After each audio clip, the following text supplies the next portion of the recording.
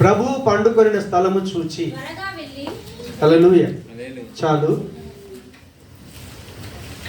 చిన్న ప్రార్థన చేసుకుందాం. ప్రేమగల మా తండ్రి, మీకు వందనాలు. నువ్వు నమ్మదగిన దేవుడు ప్రభా, నీ కృపకు అప్పగించుకుంటున్నాం.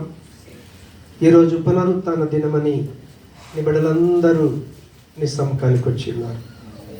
కాబట్టి పునరుత్థానం యొక్క ఆవశ్యకత ఏంటో, పునరుత్థానం యొక్క గొప్పతనం ఏంటో, పునరుత్థాన బలాన్ని మేము ఎలా పొందుకుంటామో మేము ధ్యానిస్తుంటుండగా మాకు సహాయం చేసి మీరు మహిమ పొందుమని యేసు నామమున ప్రార్థించి వేడుకుంటున్నాము తండ్రి. ఆమేన్. హల్లెలూయా. ఆయన ఇక్కడ లేడు, తాను చెప్పినట్టే ఆయన లేచి ఉన్నాడు. దేవునికి స్తోత్రం. హల్లెలూయా. ఈ మాట జరిగి దాదాపు ఎన్ని సంవత్సరాలు అయింది? 2000 సంవత్సరాలు పూర్తవుతా ఉంది. దేవునికి స్తోత్రం. ఇప్పటికి మన క్రైస్తవులు క్రీస్తు నేడు పుట్టెను, హల్లెలూయా, క్రీస్తు నేడు లేచెను, హల్లెలూయా. మన బ్రతుకులు ఆ విధంగా ఉండకూడదు. ఎందుకంటే ఆయన లేచాడు, పరలోకానికి ఆరోహణం వెళ్ళాడు. ఆయన వెళ్ళి ఆయన చెప్పినటువంటి మాట ఆదరణకర్తగా పరిశుద్ధాత్మని మన దగ్గరికి పంపించాడు. పరిశుద్ధాత్మని కలిగి మనం జీవిస్తూ ఉన్నాం. దేవునికి స్తోత్రం. హల్లెలూయా. అయితే చనిపోయి లేచిన వాళ్ళు ఇంతవరకు, పరదేశకు చేరుకున్న వాళ్ళు ఇంతవరకు మనుషులలో నుంచి ప్రథమ ఫలంగా యేసుక్రీస్తు లేచి ఉన్నాడని దేవుని యొక్క వాక్యం సెలవిస్తూ ఉంది. 1 కొరింథీ పత్రిక 15వ అధ్యాయం 20వ వచనం ఏం చెప్తుందంటే, ఇప్పుడైతే నిద్రించిన వారిలో ప్రథమ ఫలముగా క్రీస్తు మృతులలో నుండి లేపబడి ఉన్నాడు. ఈ మాట మనం కొరింథీ పత్రికలో వింటా ఉన్నాం. కొరింథీ పత్రికలో మనం చూస్తూ ఉన్నాం ఈ మాటని. ఎందుకంటే పౌలు పునరుత్థానుడైన క్రీస్తును అనుభవించి చెప్తున్నటువంటి మాట ఇది. ఈ పత్రిక పౌలు రాసినప్పుడు క్రీస్తు శకం 56వ సంవత్సరం ప్రాంతంలో రాశాడు ఈ పత్రికను, కొరింథీ సంఘానికి రాసేటప్పుడు. కానీ అప్పటికి మత్తయి సువార్త, మార్కు సువార్త, లూకా సువార్త, యోహాను సువార్త రాయబడలేదు. వాటికంటే ముందు పౌలు ఈ పత్రికను రాశాడు. అందుకే ఈ పౌలు పత్రికను రాసినప్పుడు వాళ్ళకు ఫస్ట్ ఏం చేశాడంటే యేసుక్రీస్తును గురించినటువంటి సువార్త ప్రకటించాడు. మీరు 15వ అధ్యాయం 1 నుంచి మనం 11 వచనాల దాకా చదివితే అక్కడ యేసు ప్రభు తనను దర్శించినట్టు, ఏ సువార్తని తాను రక్షించబడ్డాడో ఆ సువార్తను తాను ప్రకటించినట్టుగా, ఆయన ప్రకటించింది ఏంటిదంటే లేఖనముల ప్రకారం క్రీస్తు చనిపోయాడు, లేఖనముల ప్రకారం క్రీస్తు లేచాడు, లేచినటువంటి వాడు ఆయన తనను తాను 500 మందికి పైగా సాక్షులకు కనిపించాడు. చివరిగా చిట్ట చివరి వాడునైనా నాకు కూడా ఆయన కనిపించాడు. దేవునికి స్తోత్రం. హల్లెలూయా. ఎందుకంటే వాళ్ళకు సువార్త ప్రకటించాడు ఆయన. అప్పుడు వాళ్ళకి మత్తయి సువార్త, మార్కు సువార్త, లూకా సువార్త, యోహాను సువార్త అందుబాటులో లేవు. ఇప్పుడు మనకు అందుబాటులో ఉన్నాయి. ఆ సువార్త అందుబాటులో లేని సమయంలో యేసు ప్రభుతున్నటువంటి ఆ రిలేషన్ ఏదైతే ఉందో, ఆ రక్షణ అనుభవాన్ని క్రీస్తు గురించి ఆ కొరింథీ సంఘంలో ఉన్న సభ్యులందరికీ కూడా ఆయన బోధించాడు. బోధించిన తరువాత ఆయన పరిశుద్ధాత్మను గురించి, ఆ యొక్క యేసుక్రీస్తు యొక్క పునరుత్థానమును గురించి ఆయన ప్రకటిస్తూ ఉన్నాడు. 12వ వచనం నుంచి నేను చదువుతాను, మీరు చూడండి. క్రీస్తు మృతులలో నుండి లేపబడి ఉన్నాడని ప్రకటింపబడుచుండగా మీలో కొందరు మృతుల పునరుత్థానము లేదని ఎట్లు చెప్పుచున్నారు? మృతుల పునరుత్థానము లేని ఎడల క్రీస్తు కూడా లేపబడి ఉండలేదు. మరియు క్రీస్తు లేపబడి ఉండని ఎడల మేము చేయు ప్రకటన వ్యర్థమే, మీ విశ్వాసము వ్యర్థమే. దేవుడు క్రీస్తును లేపెనని ఆయనను గూర్చి మేము సాక్ష్యము చెప్పి ఉన్నాము కదా. మృతులు లేపబడని ఎడల దేవుడు ఆయనను లేపలేదు గనుక మేమును దేవుని విషయమై అబద్ధపు సాక్షులముగా అగుపడుచున్నాము. మృతులు లేపబడని ఎడల క్రీస్తు కూడా లేపబడలేదు. క్రీస్తు లేపబడని ఎడల మీ విశ్వాసము వ్యర్థమే, మీరింకను మీ పాపములోనే ఉన్నారు. అంతేకాదు క్రీస్తు నన్ను నిద్రించిన వారును నశించిరి. ఈ జీవిత కాలం మట్టుకైతే మనము క్రీస్తు నందు నిరీక్షించు వారమైన ఎడల మనుషులందరికంటే దౌర్భాగ్యులమై యుందుము. ఇప్పుడైతే నిద్రించిన వారిలో ప్రథమ ఫలముగా క్రీస్తు మృతుల నుండి లేపబడి ఉన్నాడు. మనుషుల ద్వారా మరణం వచ్చిన కనుక మనుషుల ద్వారానే పునరుత్థానం కలిగను. ఆదామునందు అందరూ ఎలాగ మృతి పొందుచున్నారో అలాగుననే క్రీస్తునందు అందరూ కూడా బ్రతికింపబడుదురు. దేవునికి స్తోత్రం. విషయం ఏంటి అనంటే, ఎందుకొరకు యేసు ప్రభుల వారి యొక్క పునరుత్థానం గురించి కొరంతి సంఘస్థులకు చెప్తున్నాడు అనంటే, అప్పుడున్నటువంటి ఆ రోజుల్లో యేసు ప్రభు సమాధి నుంచి లేచినాక కూడా, మీరు మత్తయి సువార్త చదవండి, తర్వాత యేసుక్రీస్తు లేపబడలేదని చెప్పటానికి అక్కడున్నటువంటి అధికారులు ఏం చేశారంటే, అక్కడ కావలి వాళ్ళు ఎవరైతే ఉన్నారో యేసుక్రీస్తు పునరుత్థానుడై లేచినప్పుడు అద్భుతమంతా చూసినటువంటి వ్యక్తుల దగ్గరికి అధికారులు వచ్చి, మేము మీకు డబ్బులు ఇస్తాం, యేసుక్రీస్తును ఆయన శిష్యులు ఎత్తుకుపోయినారని మీరు ప్రకటన చేయాలి. హల్లెలూయా. ఎందుకంటే లేపబడ్డాడు అని అంటే ఆయన దేవుడు అయిపోతాడు. కాబట్టి ఆయన ఉన్నప్పుడు నేను దేవుడిని చెప్పుకున్నాడే, పుట్టినప్పుడు దేవుడని ప్రకటించబడ్డాడు, చనిపోయేటప్పుడు కూడా దేవుడిని చెప్పుకున్నాడు, చనిపోయి లేచిన తర్వాత కూడా దేవుడిని చెప్పుకున్నాడు ఆయన. కాబట్టి ఆయననే దేవుడని తెలిస్తే ఇప్పుడు ఈ లోకం అంతా కూడా క్రీస్తు వెంబడి వెళ్తుంది. కాబట్టి ఆయన లేపబడలేదు అనే సత్యం బయటికి రావాలని అబద్ధాన్ని సత్యంగా చేయడానికి వాళ్ళు ప్రణాళిక చేశారు.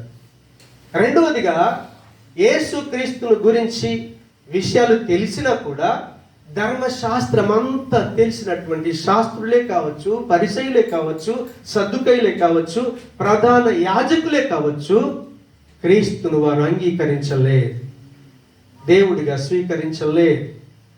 కాబట్టి సద్దుకయ్యులైతే పునరుత్థానము లేదని చెప్పేటటువంటి వారు.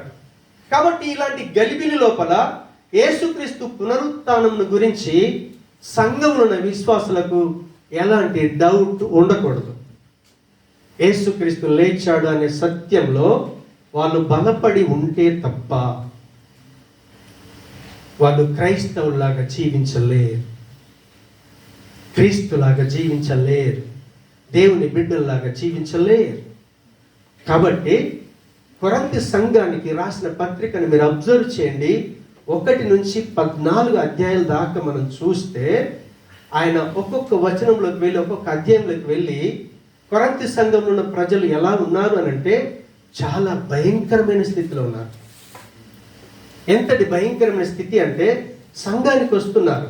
మీరు 5వ అధ్యాయానికి వెళ్ళండి. పౌలుకి ఏం సమాచారం అందిందట అంటే, ఒకడు తన స్వంత తల్లిని భార్యగా ఉంచుకున్నాడట. అలాంటి దౌర్భాగ్యమైన స్థితిలో సంఘస్థులని పిలువబడుతూ ఉన్నారు. ఇంకా ముందుకెళ్ళేసరికి భార్య భర్త సంబంధం ఎలా ఉండాలో 7వ అధ్యాయం చెప్తున్నాడు. ప్రతి పురుషుడికి సొంత భార్య ఉండాలి, సొంత భర్త ఉండాలి. ఉంచుకున్న భర్త, ఉంచుకున్న భార్య, టెంపరరీ భర్తలు, టెంపరరీ భార్యలు ఉండకూడదు. ఇలా ఒక్కొక్క విషయంలో ఆయన కౌన్సిలింగ్ ఇచ్చుకుంటూ వచ్చాడు. వచ్చిన తరువాత వాళ్ళకి ఏం చెప్తున్నాడు అని అంటే, పునరుత్థాన బలం గురించి చెప్పుకోవటం ప్రారంభించాడు. ఎందుకంటే ఒక సేవకుడు సంఘంలో ఉన్న విశ్వాసులకు వాళ్ళ లోపాలను ఎందుకొరకు ఎత్తి చూపిస్తాడు తెలుసా మీకు? మిమ్మల్ని సిగ్గుపరచాలని కాదు, మిమ్మల్ని అవమానపరచాలని కాదు. 1 కొరింథీ పత్రిక 4వ అధ్యాయం 14వ వచనం చూడండి. పౌలు ఎంత ఎక్స్ప్లెయిన్ చేస్తా ఉన్నాడో. మిమ్మల్ని సిగ్గుపరచవలనని కాదు కానీ నా ప్రియమైన పిల్లలని మీకు బుద్ధి చెప్పుటకు ఈ మాటలు వ్రాయించున్నాను. చాలు. మిమ్మల్ని దయచేసి సంఘానికి వస్తున్నప్పుడు మీలో ఉన్న లోపాలని ఎందుకొరకు సేవకుడు గుర్తు చేస్తాడో తెలుసా? మీరు నా ప్రియమైన పిల్లలు. మీ కొరకు సేవకుడు ప్రతి క్షణం ఇంట్లో మోకరించి ఈ లోక సంబంధమైన జీవితంలో నుంచి క్రీస్తులోకి వచ్చారే, దేవుని పిల్లల్లాగా జీవించాలని మీలో ఉన్న బలహీనతను జయించడం కొరకు రాత్రి పగలు సేవకుడు మోకరించి కన్నీటి ప్రార్థన చేస్తాడు. ఎందుకో తెలుసా? ఒక సేవకుడికి ఉన్న అతిశయం ఏంటో తెలుసా? మీరిచ్చే రూపాయి కానుక ఇక్కడ తిని విడిచిపెడతాడేమో, కానీ ఒకవేళ మీరు క్రీస్తు రాకడలో ఎత్తబడకపోతే దేవుని దగ్గర సేవకుడు సిగ్గుపరచబడతాడు. మీరందరూ దేవుని సముఖంలో కనిపిస్తే అంతకు మించిన ఆనందం ఒక సేవకుడికి లేదు. కాబట్టి మీరు ఎట్టి పరిస్థితుల్లో యేసు క్రీస్తుల వారు వచ్చినప్పుడు మీరు ఎత్తబడాలి. ఆ పునరుత్థానంలో మీరు ఎత్తబడి దేవుని సముఖంలో కనిపించాలన్న ఆశ, తాపత్రయం సేవకుడికి, సంఘంలో ఉన్న పిల్లల మీద ఆశ ఉంటుంది, తాపత్రయం ఉంటుంది. కాబట్టి కన్నీటితో ప్రార్థన చేస్తాడు. ఎందుకంటే మీరు సేవకునికి ప్రియమైనటువంటి పిల్లలు, ప్రియమైన పిల్లలు. కాబట్టి ప్రియమైన పిల్లలుగా మీకు క్రీస్తు యొక్క పునరుత్థాన బలం లేకపోతే ఆ కొరంతి సంఘములు ఉన్నటువంటి విశ్వాసులు ఏ రీతిగా ఉన్నారో అదే రీతిగా మనం ఉండాల్సి వస్తుంది. కాబట్టి పునరుత్థానం అనేది నిజంగా ఒక క్రైస్తవ విశ్వాసికి మౌలికమైనటువంటిది, పునాది అయినటువంటిది. పునరుత్థానం యొక్క ఆవశ్యకత ప్రతి విశ్వాసికి తెలవాలి. కానీ మనం ఏం చేస్తున్నాం? ఆ పునరుత్థానాన్ని సంవత్సరంలో ఒక రోజుకు ఆపాదించేసి దేవుని యొక్క పునరుత్థాన బలాన్ని అనుభవించలేకపోతా ఉన్నాం. ఈస్టర్ ఏ రోజు అంటే ఇదే రోజు. దేవునికి స్తోత్రం. జరిగిపోయిన రోజులైంది 2000 సంవత్సరాలైంది. ఆయన మరణించి లేచాడు. లేచిన దేవుడు సజీవుడని 500 మంది కంటే ఎక్కువైన సాక్షులకు తను కనిపించుకున్నాడు, కనపరుచుకున్నాడు.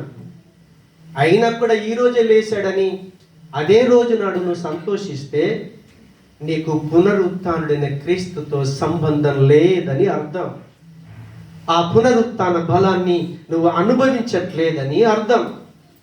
అందుకే పౌలుకున్నటువంటి ఆశ ఏంటంటే ఎట్టి పరిస్థితులలో నేను పునరుత్థానుడైన క్రీస్తు యొక్క బలాన్ని నేను ఎరగాలి. అందుకే ఫిలిప్పీ 3:10 అంటాడు, అది ఏమైనా సరే నేను ఆ మృతులలో నుంచి పునరుత్థానం కలగాలి. నేను ఎట్టి పరిస్థితులలో క్రీస్తు యొక్క పునరుత్థాన బలాన్ని నేను అనుభవించాలి అనే తపన పౌలుకు ఉంది. అందుకే యేసు క్రీస్తుల వారు పునరుత్థానుడై లేచాడు కదా, పునరుత్థానుడై లేచినటువంటి సత్యాన్ని ఆయన నొక్కి నొక్కి నొక్కి చెప్తా ఉన్నాడు. ఎందుకు చెప్తున్నాడు తెలుసా? అసలు ఈ రోజుల్లో మనం ఒక్క దినానికే పరిమితి చేస్తే ఇంకా మళ్ళా మనకి ఎప్పుడు ఆనందం? మళ్ళా ఈస్టర్ రావాలి. యేసయ్య పుట్టినప్పుడు ఏం చేస్తాం? పశువులతో ఉండాలి, అందులో పడుకోబెట్టాలి, లేకపోతే మనకు ఆనందం ఉండదు. యేసు ప్రభు చనిపోయాడా? శ్రమల జనాలు ఉపవాసం ఉండాలి, తర్వాత ఉపవాసమైన తర్వాత అన్నీ చేయాలి, అవునా? మళ్ళీ ఏం చేయాలి? మట్టల ఆదివారం మధ్య మట్టలు పట్టుకొని చర్చికి రావాలి. మళ్ళీ యేసు ప్రభు లేచినప్పుడు లేచిండని గంతులు వేయాలి. అయిపోయింది.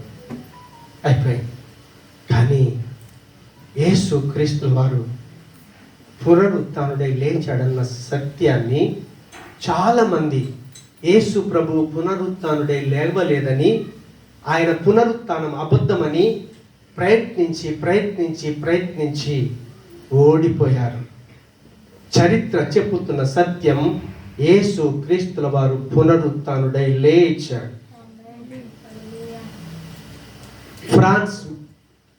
ఫ్రాంక్ మోరిస్ అనే వ్యక్తి యేసు క్రీస్తు మీద చాలా వ్యతిరేకత కలిగిన వ్యక్తి. ఆయన ఒక మంచి లాయర్, లాలో పట్టభద్రుడైన తర్వాత పెద్ద పెద్ద యూనివర్సిటీల్లో బోధించుకుంటూ, రెండవదిగా ఆయన ఒక విలేకరిగా మంచి పట్టు కలిగినటువంటి వ్యక్తి. 30 సంవత్సరాలు యేసుక్రీస్తు లేవలేడని ఆయన రీసెర్చ్ చేసి 30 సంవత్సరాల తర్వాత ఒక పుస్తకాన్ని రాశాడు. ఆయన యేసు ప్రభు లేవలేడు, ఆయన పునరుత్థానం అబద్ధం అని నిరూపించడానికి 30 సంవత్సరాలు ప్రయత్నించి చివరికి ఆయన ఒక బుక్ రాశాడు. దేవునికి స్తోత్రం, హల్లెలూయా. ఏం బుక్ రాశాడో తెలుసా? Who moved the stone, who moved the stone, ఈ రాయిని ఎవరు తొలగించారు అనే బుక్ రాశాడు ఆయన. Research book. మీకు అమెజాన్లోకి వెళ్తే బుక్ దొరుకుద్ది, చదవచ్చు. దేవునికి స్తోత్రం. అయితే ఈ రాయిని ఎవరు తొలగించారనే పుస్తకం రాసిన తర్వాత దాంట్లో చాప్టర్స్ ఉంటాయి కదా. ఫస్ట్ చాప్టర్లో ఆయన ఏం రాశాడు అని అంటే, the book that was refused to be written. అంటే ఏ పుస్తకం రాయొద్దనుకున్నాడో అదే పుస్తకం రాయవలసి వచ్చింది. ఏ పుస్తకం అయితే రాయొద్దనుకున్నాడో, యేసుక్రీస్తుల వారు పునరుత్థానుడు కాలేదని నిరూపించడానికి ఆయన 30 సంవత్సరాలు ప్రయత్నించాడు. కానీ ఆయన సమాజం నుంచి బయటికి వచ్చాడు. ఆ రాయిని ఎవరు తొలగించారని ఆయనని పుస్తకం రాయాల్సి వచ్చింది. కాబట్టి యేసుక్రీస్తు పునరుత్థానుడు అయ్యాడన్నది సత్యం, చరిత్ర చెప్పేటటువంటి సత్యం. దాన్ని ఎవడు ఆపలేడు. ఎందుకో తెలుసా? మీరు ఇప్పుడు వెళ్ళి మీకు అంత డౌట్ ఉంటే యేసు ప్రభుల వారి సమాధిని చూడండి, ఖాళీ ఉంది. ఎంతో మంది మహానుభావులు చనిపోయి ఉన్నారు, కానీ వాళ్ళందరి సమాధులు మూయబడి ఉన్నాయి. ప్రభు అయినటువంటి యేసు క్రీస్తుల వారి సమాధి మాత్రం తెరవబడి ఉంది. దేవునికి స్తోత్రం, హల్లెలూయా, హల్లెలూయా. కాబట్టి అంత అద్భుతమైన సత్యాన్ని ప్రపంచం కూడా కాదనలేదు, చరిత్ర కాదనలేదు. చరిత్ర చెబుతున్నటువంటి సత్యం, యేసు క్రీస్తుల వారు లేపబడ్డాడు. కాబట్టి ఆ పునరుత్థానమైనటువంటి ఆ యేసు క్రీస్తును, ఆ పునరుత్థానమైనటువంటి క్రీస్తు యొక్క బలాన్ని మన వ్యక్తిగత జీవితాల్లో గనుక మనం అనుభవించకపోతే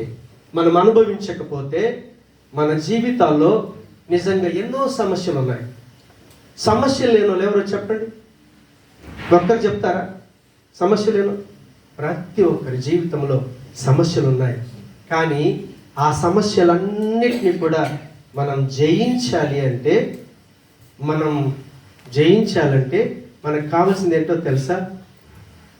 క్రీస్తు యొక్క పునరుత్థాన బలం కావాలి. క్రీస్తు యొక్క పునరుత్థాన బలం కొరంతి సంఘస్థులకు తెలియక వాళ్ళ జీవితాలు సతమతం అవుతా ఉంటే, క్రీస్తు యొక్క పునరుత్థాన బలం గురించి ఎప్పుడైతే ఆ పౌలు గారు వాళ్ళకు రిమైండ్ చేశాడో, వాళ్ళ జీవితాలు ఎక్సలెంట్గా మారాయి. ఎందుకంటే మనకి మతి మరుపు చాలా ఎక్కువ.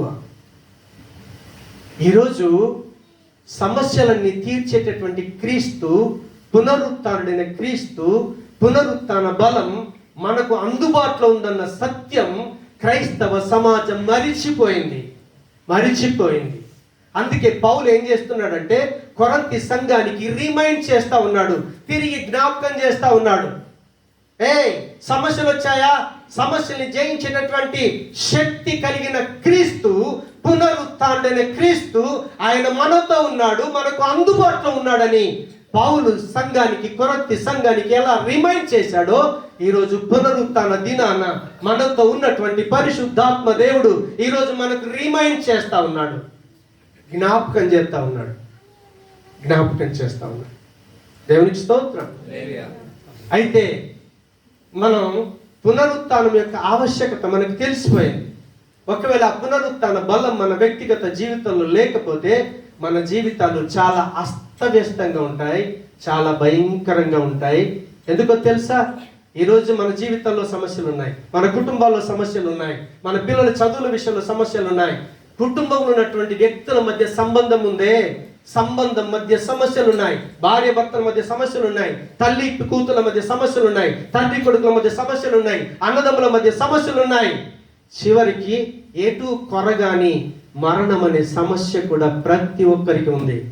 చావంటే భయపడిన వాళ్ళు ఎవరు చెప్పండి? ఈ సమస్యలన్నిటికీ పరిష్కారం యేసు క్రీస్తుల వారి యొక్క పునరుత్థాన బలం. దాని ద్వారా మనం జయించగలుగుతాం. కాబట్టి ఇప్పుడు పునరుత్థానములు ఉన్నటువంటి ప్రాధాన్యత ఏంటిది అనే విషయాన్ని మనం ఒకటి ధ్యానిద్దాం. దాన్ని ధ్యానించి నేను ముగిస్తాను, సమయం దగ్గరికి వస్తూ ఉంది కాబట్టి. ఒకసారి చూడండి, పునరుత్థానములు ఉన్నటువంటి గొప్పతనంలో మొట్టమొదటిది ఏంటిది అంటే, పునరుత్థాన బలం ద్వారా యేసు ప్రభుల వారు, యేసు క్రీస్తుల వారు పునరుత్థానుడై లేచాడు కదా. యేసు క్రీస్తుల వారు పునరుత్థానుడై లేచిన తరువాత ఏం నిరూపించబడ్డది అంటే, ఆయన దేవుడని, ఆయన ప్రభువుడని రుజువు చేయబడింది. ఆయన దేవుడని, ఆయన ప్రభు అని రుజువు చేయబడింది. మనం దేవుని యొక్క వాక్యములకు వెళ్ళి చూస్తే, 1 కొరింథీ పత్రిక 8వ అధ్యాయం 5-6 వచనాల్లో ఏముంటదంటే, అక్కడ అంటాడు, ఈ లోకములో దేవతలు అనబడిన వారు, ప్రభువులు అనబడిన వారు అనేకులు ఉన్నారు. దేవునికి స్తోత్రం. దేవతలకి, ప్రభువులు అనబడిన వారికి, లేకపోతే కారణ జన్ములు అన్న వారికి, లేకపోతే సాధువులని రకరకాలుగా పిలువబడుతున్నారే, వాళ్ళందరికీ క్రీస్తుకున్నటువంటి తేడా ఏంటో చెప్తారా? వాళ్ళకి యేసు ప్రభుకున్నటువంటి తేడా ఏంటో చెప్తారా? వాళ్ళు ఎక్కడికి వెళ్ళి ఆగిపోయారు తెలుసా? మరణం దగ్గరికి ఆగిపోయారు. దేవునికి స్తోత్రం. వాళ్ళు ఎక్కడ ఆగిపోయారు? వాళ్ళ స్టాప్ ఎక్కడికి వచ్చిందో తెలుసా? ఎంత పెద్ద భక్తులైనా కావచ్చు, ఎంత పెద్ద మహానుభావులు కావచ్చు, దేవతలు అనబడిన వారు చాలా మంది ఉన్నారు, దేవుళ్ళని పిలువబడిన వారు చాలా మంది ఉన్నారు, నేను దేవుణ్ణి అని చెప్పుకున్నటువంటి వాళ్ళు చాలా మంది ఉన్నారు. క్రీస్తులోకి రాకంటే ముందు మేము ఒక బాబా దగ్గరికి వెళ్ళాము. ఆయన దేవుడు అని పిలువబడ్డాడు. కానీ ఇప్పుడు చూడండి, నేను దేవుణ్ణి అని పిలువబడ్డ తర్వాత నేను చచ్చిపోయానని చెప్పుకోవటానికి ఎలా ఉంటుంది? ఆయన చనిపోయాడు, 3 రోజుల వరకు డిక్లేర్ చేయలేదు. హల్లెలూయా. అదే మనమైతే స్పాట్లో డిక్లేర్ చేస్తాం, అయ్యా మా డాడీ చనిపోయాడు, మా మమ్మీ చనిపోయింది, మా తమ్ముడు చనిపోయాడు, ధైర్యంగా ప్రకటించుకుంటాం. ఎందుకొరకు? వాళ్ళేమో దేవుడు అని చెప్పుకున్నారే. మరణం చచ్చిపోయిన తర్వాత ఇన్ని రోజులు దేవుడు అని చెప్పుకున్నాను, చనిపోయానని చెప్పుకోవడానికి సిగ్గేస్తుంది. హల్లెలూయా. వాళ్ళ గ్రంథాల్లో లాస్ట్కి ఏం రాస్తారంటే, వారు తనువు చాలించిరి. హల్లెలూయా. కానీ యేసుక్రీస్తు చూడండి, యేసు ప్రభుల వారిని చూడండి, ఏ తనువుతో చనిపోయాడో అదే తనువును లేపాడు. హల్లెలూయా. ఏ శరీరంతో ఆయన చచ్చిపోయాడో అదే శరీరాన్ని సమాధి నుంచి లేపాడు. ఆయన లేపిన తరువాత తాను అనుసరించినటువంటి ఆ యొక్క అపోస్తలుల దగ్గరికి, శిష్యుల దగ్గరికి వెళ్ళి తాను కనిపించినప్పుడు, నేను దయ్యాన్ని కాదు, భూతాన్ని కాదు, ఎందుకంటే ఆయన దేవుడు కాబట్టి డోర్ నుంచి వచ్చేసాడు. వీళ్ళు ఆశ్చర్యపోతా ఉన్నారు. ఆశ్చర్యపోతా ఉంటే ప్రభు అన్నాడు, నేను దయ్యాన్ని కాదు, భూతాన్ని కాదు, రండి నా శరీరాన్ని ముట్టండి, నాకు శరీరం ఉంది. దేవునికి స్తోత్రం. తన శరీరాన్ని ఉత్థానం చేశాడు. పునరుత్థానం అన్నాం కదా, ఉత్థానం అంటే తిరిగి లేపటం. క్రీస్తుల వారు తన శరీరాన్ని లేపాడు. లేపిన శరీరంతోనే తన అనుచరులందరికీ కనబరుచుకున్నాడు. కనబరుచుకున్న తరువాత ఆయన అదే శరీరంతో పరలోకానికి వెళ్ళాడు. మళ్ళీ అదే శరీరంతో మనందరినీ కలవటానికి మధ్యాకాశంలోకి రాబోతా ఉన్నాడు. ఆయన రాబోతా ఉన్నాడు. అవునా? మధ్యాకాశములో ప్రభువును కలిసెదము, పరిశుద్ధుల వెలుగులో పాలు పొందెదము.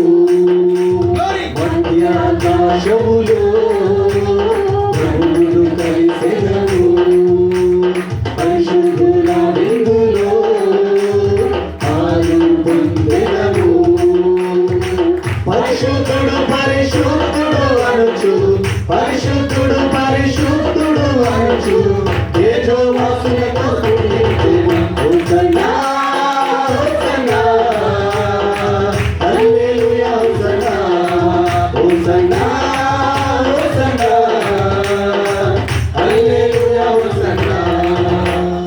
ఆమేన్ హల్లెలూయా. హల్లెలూయా. యేసు ప్రభుల వారు తన శరీరంతోనే లేచాడు. ఆయన తన శరీరాన్ని లేపుకున్నాడు. ఆయన మధ్య ఆకాశంలో కలువబోతున్నాం. ఎంతమంది కలవాలని ఆశపడుతున్నారు? దేవునికి స్తోత్రం.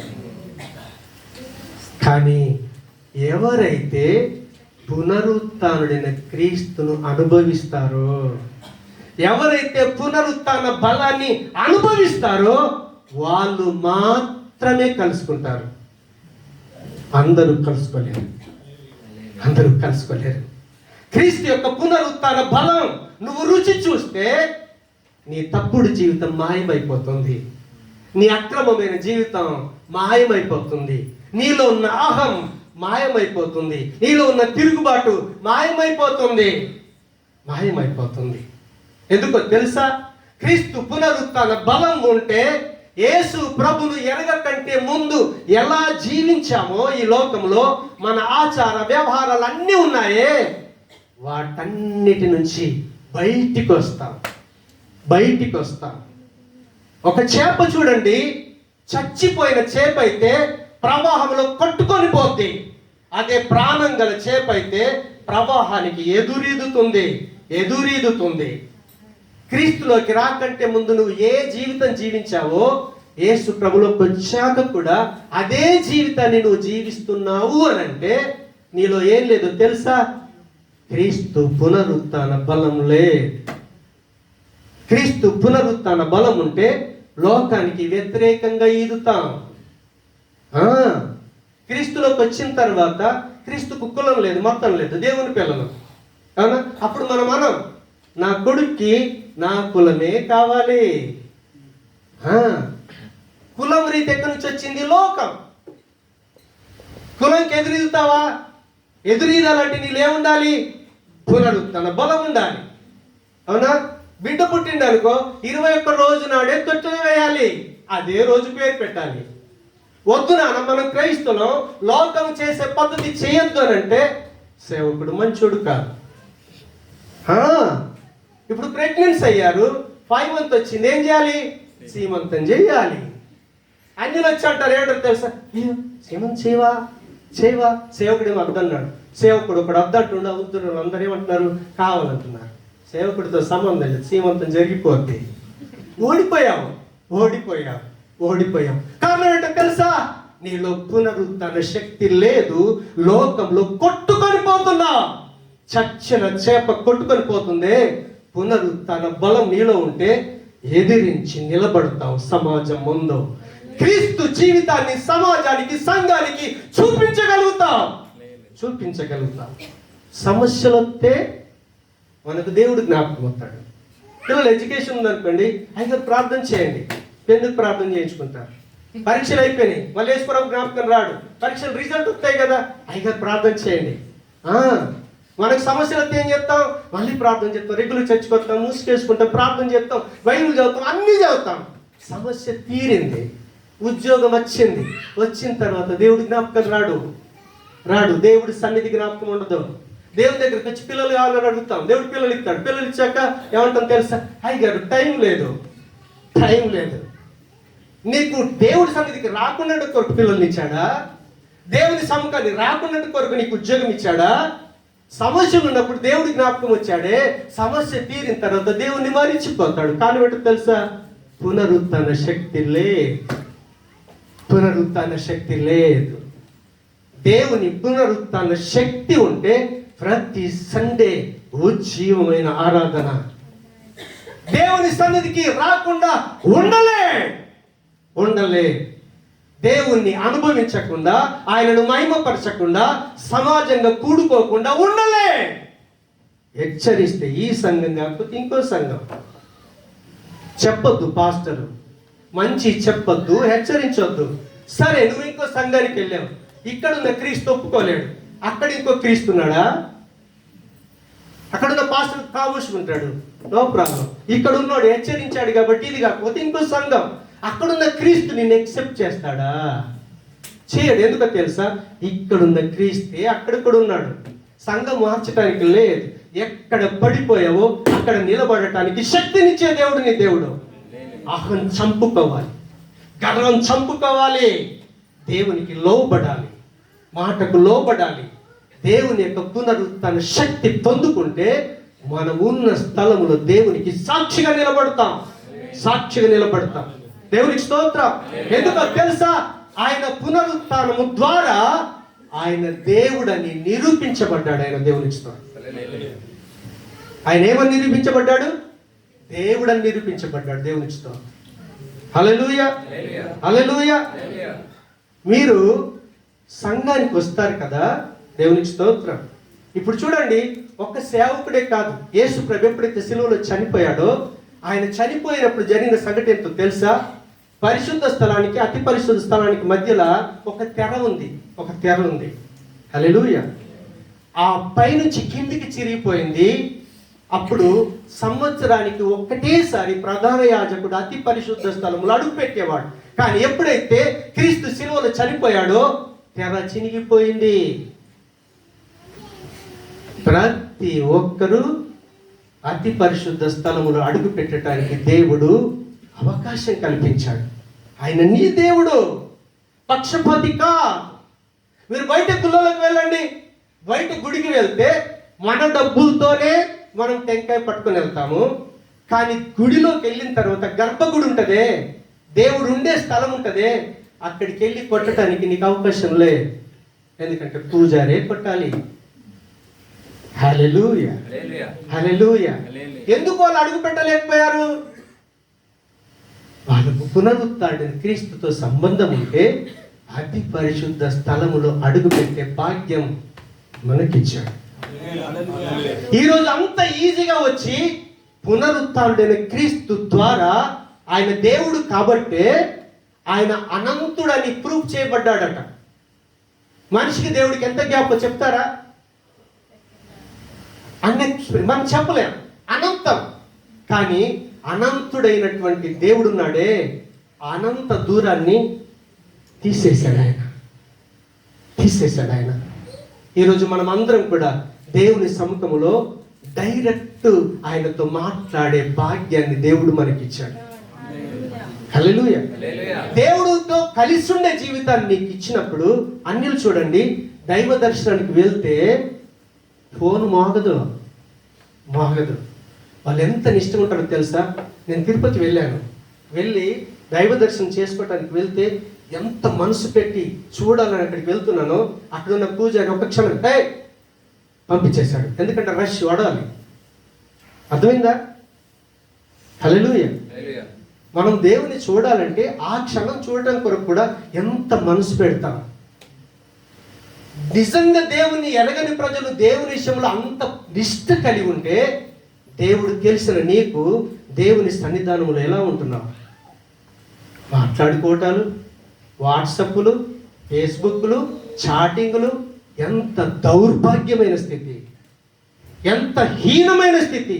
కారణం ఏంటో తెలుసా? నీ దేవుడు సజీవుడని తెలిస్తే నువ్వు చేయలేవు. దేవుని పునరుత్థాన శక్తి నువ్వు పొందుకుంటే దేవుని సముఖంలో ఎంత భయపడి ఉంటావో తెలుసా? దేవునికి ఎంత భయపడి ఉంటావో తెలుసా? దేవుని పక్షాన నిలబడ్డ సేవకుడికి ఎంత రెస్పెక్ట్ ఇస్తావో తెలుసా? లేదంటే ఇష్టం ఉన్నట్టుగా మాట్లాడేస్తాం. సేవకుడు కనిపించాడు, సేవకుడు కనిపించారు, సంఘ పెద్దలు కనిపించారు, ఎవరు కనిపించారు వాళ్ళకి. కారణం ఏంటో తెలుసా? పునరుత్థాన బలం నీవు అనుభవించలేదు. పునరుత్థాన శక్తి నీలో లేదు. పైకి క్రైస్తవునని దేవుని బిడ్డనని భ్రమలో బ్రతుకుతున్నావేమో. కనీసం ఈ రోజైనా కళ్ళు తెరుచుకో.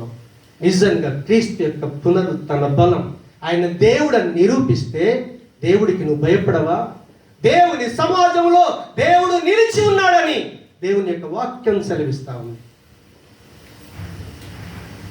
దేవుని సముఖానికి వచ్చి ముచ్చట్లాడటానికి కాదు. మీరు మాట్లాడాలనుకుంటే బయటికి వెళ్ళిపోవాలి, లోన కూర్చోకూడదు. ఎందుకో తెలుసా? దేవుడు అంటే నీకు భయం లేదు, దేవుడు అంటే గౌరవం లేదు. దేవుడే తెలియని అన్యులు దేవుడికి అంత భయపడి జీవిస్తే, దేవుడెవరు తెలిసి దేవుణ్ణి నిర్లక్ష్యం చేస్తే దేవుడు నిన్ను క్షమిస్తాడా? ఆలోచన చేయండి. ఆయన పునరుత్థానుడయ్యాడు. ఆయన సజీవుడు. ఆయన మరణాన్ని గెలిచి లేచాడు. ఏ పాపం మనల్ని మరణానికి లోను చేసిందో పునరుత్థానుడైన క్రీస్తును నమ్ముకుంటే, ఆశ్రయిస్తే ఆ పునరుత్థాన శక్తిని దేవుడు మనకిస్తాడు. దేవుడు మనకిస్తాడు.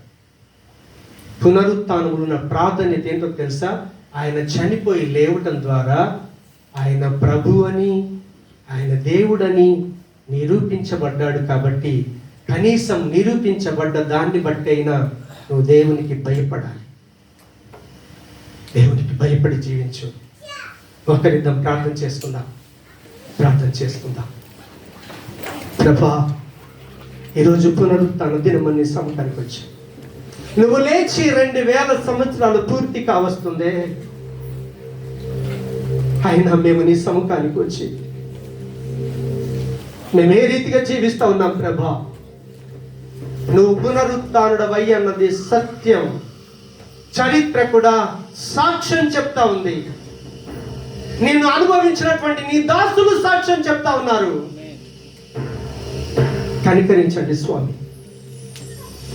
కనికరించండి. మా జీవితాల్లో ఎన్నో సమస్యలు ఉన్నాయి, కానీ ప్రభా నువ్వంత చులకనైన దేవుడు కాదు. అవసరం వచ్చి మోకరించి ప్రార్థన చేయగానే కార్యం జరిగిపోవాలి. కార్యం జరిగిన తర్వాత నిన్ను మరిచిపోవాలి. ఎంత చులకనగా చూస్తున్నారయ్యా, ఎంత చీప్ గా చూస్తున్నారయ్యా. క్షమించు ప్రభు, కనికరించండి స్వామి, కనికరించండి. నువ్వు పునరుత్థానుడవయ్యా, సహాయం దయచేయి ప్రభు, సహాయం దయచేయి. నువ్వు పునరుత్థానుడవై దేవుడని నిరూపించబడ్డావు, ప్రభు అని నిరూపించబడ్డావు. కాబట్టి కనికరించి ఆ సత్యాన్ని గ్రహించి ఆ ఎరుకలో జీవించటానికి, ఆ తెలివితో జ్ఞానంతో జీవించటానికి మమ్మల్ని అందరినీ మీరు బలపరచండి. ఆ రీతిగా ప్రతి ఆదివారం పునరుత్థాన ఆరాధన చేయటానికి మమ్మల్ని బలపరిచి మీరు మహిమ పొందమని యేసు నామమున ప్రార్థించి వేడుకుంటున్నాము తండ్రి. ఆమేన్.